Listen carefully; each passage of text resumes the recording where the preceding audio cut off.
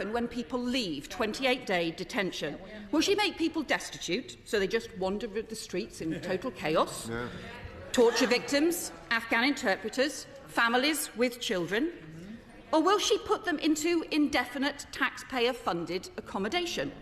Never returned anywhere because they don't have the agreements with Europe in place, neither returned nor given sanctuary, never having their case resolved. Just forever in asylum accommodation and hotels. She may not call it the asylum system, but thousands more people are still going to be in it, nevertheless. And what does it mean for the promises that we made to the Afghan interpreters who served our country but who were too late to make the last flight out of Kabul as the tyranny was closing in on them? Shameful.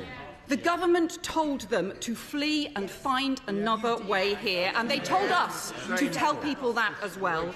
But the resettlement scheme isn't helping them, and if they arrive in this country, finally, this afternoon, perhaps by travelling through Ireland to get here, they will only ever be illegal in the eyes of the government who relied on the sacrifices they made for us.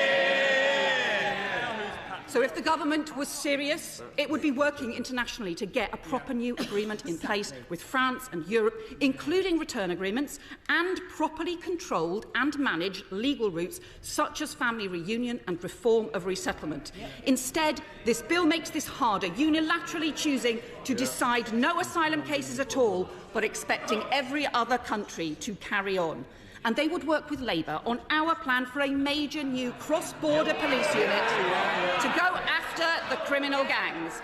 But instead, the Deputy Chair of the Conservative Party said yesterday we shouldn't go after the gangs because, well, they've existed for thousands of years. That is the disgraceful Tory attitude that's let the gangs off the hook and letting the gangs take hold. And one smuggler told Sky News yesterday that 3/4 of the smugglers live in Britain, yet barely any of them are being prosecuted, and they still haven't found the hundreds of children missing from asylum hotels who've been picked up by criminal gangs.